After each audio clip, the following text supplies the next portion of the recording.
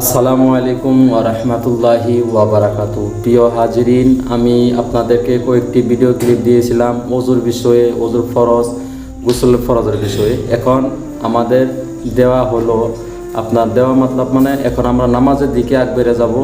তো নামাজের দিকে যখন আমরা আগ বেড়ে যাব, তখন আপনার নামাজে যখন আপনি দাঁড়াবেন কি কি বস্তু আমাদের দরকার হবে, তো সবের আগে কি কি বস্তু দরকার হবে আমি সেটা আপনাদেরকে একটা মেসেজ দিতে যাচ্ছি। তে যখন আপনি বাড়িতে হোক বা মসজিদে হোক, আপনি যখন নামাজ পড়বেন, যখন নামাজে দাঁড়াবেন, দাঁড়ানোর আগের থেকে আপনার 6টা বস্তু আপনার আদায় করতে হবে। সেটা হলো সারাইতে নামাজ। আর সারাইতে নামাজের থেকে যে কোনো একটা বস্তু যদি আপনি আদায় না করেন তাহলে আপনার নামাজ হবে না। তাহলে এই 6টা বস্তু আমাদের একদম ইম্পর্টেন্ট।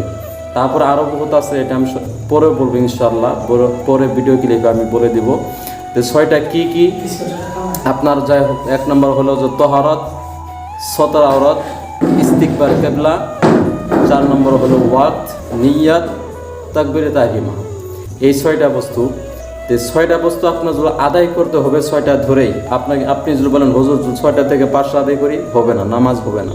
তো এই 6টা বস্তু আপনার জরুরি লাগবেই।